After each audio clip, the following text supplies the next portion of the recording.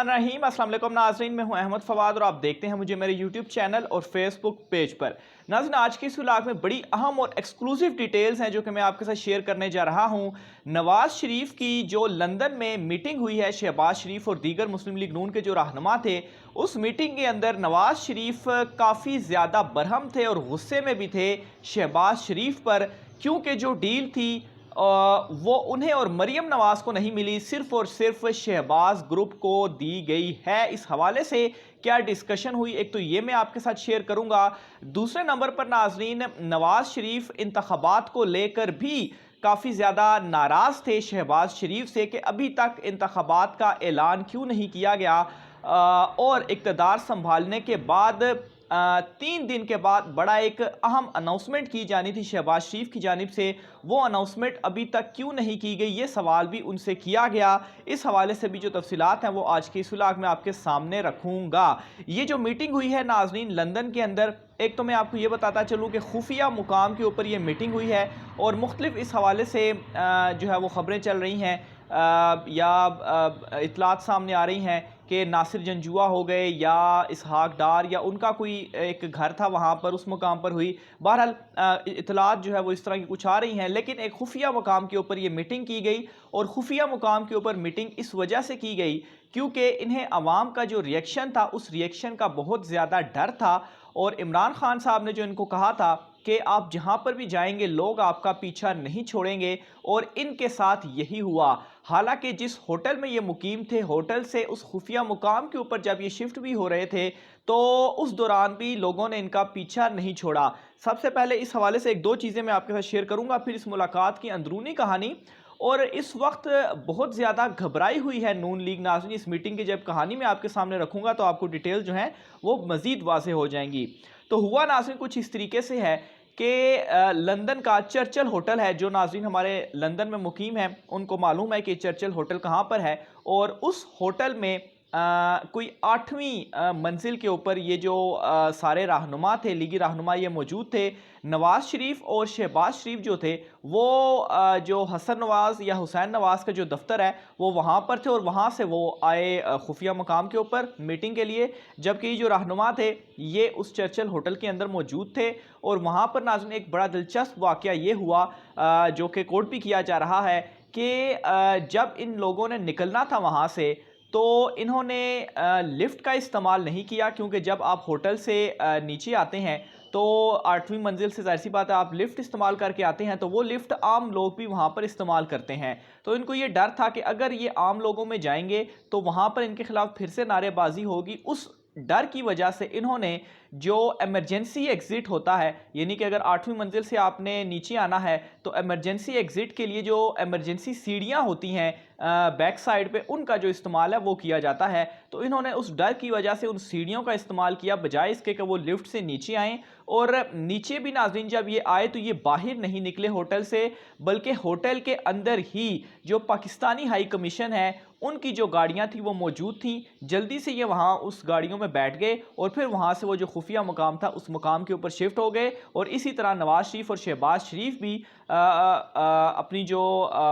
दफ्तर था वहाँ से उस खुफिया मकाम के ऊपर आए और वहाँ पर जो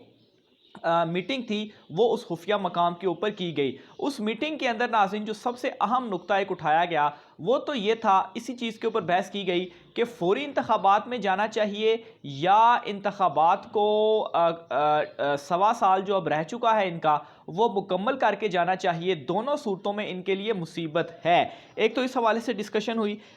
इस पर यह डिस्कशन की गई कि अगर फ़ौरी इंतखाबात में जाया जाता है तो इससे एक तो आसिफ अली जरदारी जो है वो इस वक्त चूँकि मौजूदा इम्पोर्टेड हुकूमत का हिस्सा हैं, वो नहीं चाहते कि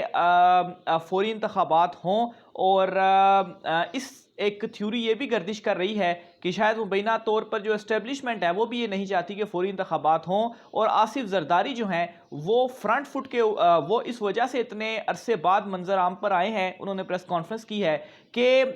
उनको ये डर था कि कहीं ये इंतखाबात में ना चली जाए मुस्लिम लीग नून, इसलिए आसिफ जरदारी सामने आए हैं और वो ये चाहते हैं कि चूँकि सारा फ़ायदा इस वक्त उन्हीं का हो रहा है, सारी जो डस लग रही है, जो नुकसान हो रहा है वो नून लीग का हो रहा है और सारा खेल जो है वो आसिफ जरदारी खेल रहे हैं और फ़ायदा उनको सारा पहुंच रहा है। इसलिए वो चाहते हैं कि इंतखाबात 1.25 साल 1.5 साल के बाद ही करवाए जाएँ। और इसीलिए कल उन्होंने प्रेस कॉन्फ्रेंस भी की और उस प्रेस कॉन्फ्रेंस में इनको ये पैगाम दिया कि फौरी इंतखाबात आपने नहीं करवाने और अगर आप कोई इस तरह का फैसला लेने जा रहे हैं तो आप इस फैसले को ना लें। बहरहाल एक तो ये चीज़ वहाँ पर डिस्कशन हुई फौरी इंतखाबात के हवाले से कि अगर फौरी इंतखाबात नहीं करवाते तो ये जो मौजूदा महंगाई है इसके ऊपर जो सब्सिडीज़ पेट्रोल के ऊपर दी गई हैं ये वो कब तक देंगे। IMF नहीं मान रहा, वो पैसे नहीं दे रहा, जो 2 ममालिक हैं वो पैसे नहीं दे रहा, तो ये जो माशी सूरत हाल है ये बिगड़ती जाएगी और मजबूरन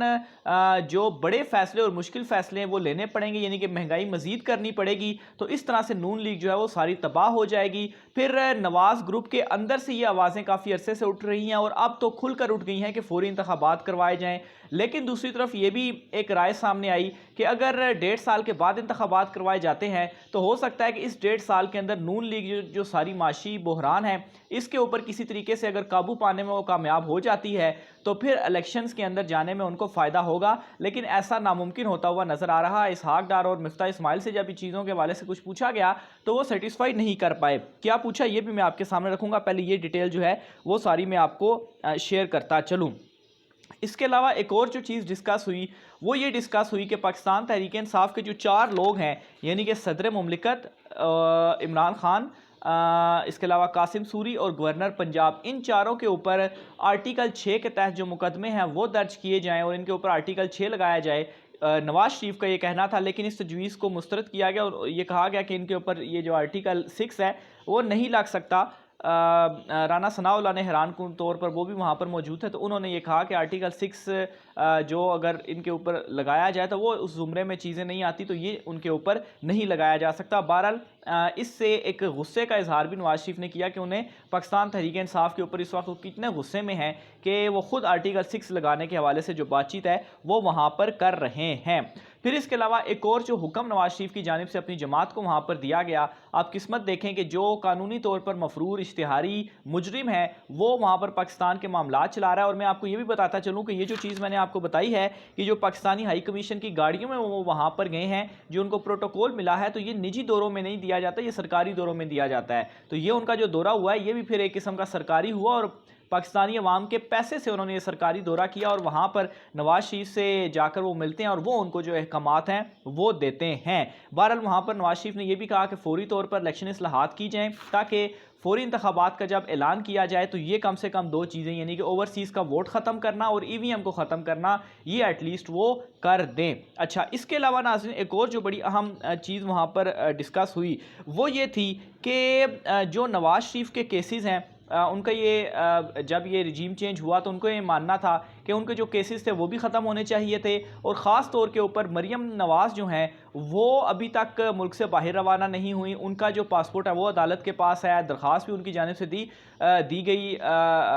हाई कोर्ट के अंदर। उस वक्त मैंने आपको ये ख़बर दी थी कि शायद मरियम नवाज़ की कोई जो डील है वो नहीं हुई। डील सिर्फ जो शहबाज ग्रुप है, शीन लीग है और इनकी अलहदगी का यहीं से आपको जो ख़बरें भी आती हैं कि दोनों अलहदा ग्रुप हैं, तो सिर्फ और सिर्फ शहबाज ग्रुप तक ये डील है। तो बहरहाल इस चीज़ के ऊपर भी उन्होंने कहा कि उनको जो है वो उनका जो बाहर जाना था वो भी नहीं हो सका और उनके केसेस जो थे वो भी नहीं हुए। और फिर उसके बाद एक और बड़ी अहम चीज़ जो इतलात मौसूल हो रही हैं कि 3 दिन के अंदर यानी कि इमरान खान साहब को निकालने के बाद जब आपको इक़्तिदार मिला तो 3 दिन के अंदर जो इलेक्शन की अनाउंसमेंट है वो क्यों नहीं की गई। तो ये जो है वो काफ़ी बरहम भी थे और गुस्से में भी थे और ये कहा गया कि इस सारी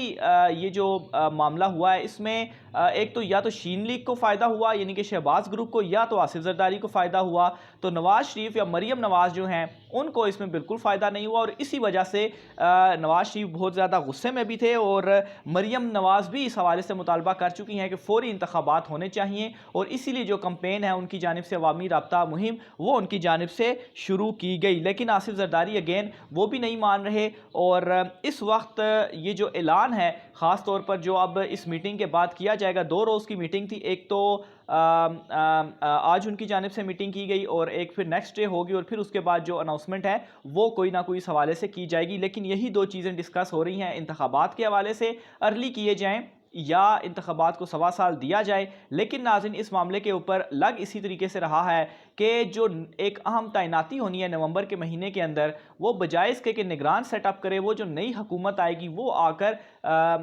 जो ये तैनाती है वो करेगी। तो ये जो अहम चीज़ें थी वो इस मीटिंग के अंदर जो है वो की गई। नवाज शरीफ बहुत ज़्यादा गुस्से में भी थे, पाकिस्तान तहरीक इंसाफ के ऊपर भी उन्होंने गुस्सा निकाला और ख़ास तौर पर शहबाज शरीफ जो हैं उसके ऊपर भी उनकी जानिब से गुस्सा निकाला गया। और जो लीगी रहनुमा थे उनका डर और खौफ जो था, जो इमरान खान साहब ने कहा था, वो भी इस बात से जाहिर हो जाता है कि किस तरीके से ये जो होटल के रूम्स थे उन होटल्स के रूम में ये क्याम कर रहे हैं और वहाँ से ये उस खुफिया मुकाम के ऊपर जो मीटिंग्स हैं वो कर रहे हैं। मज़ीद तफ़सीलात भी आप नाज़रीन से शेयर करता रहूँगा। आज की व्लॉग से इतना ही, मुझे इजाज़त दीजिए। अल्लाह हाफ़िज़।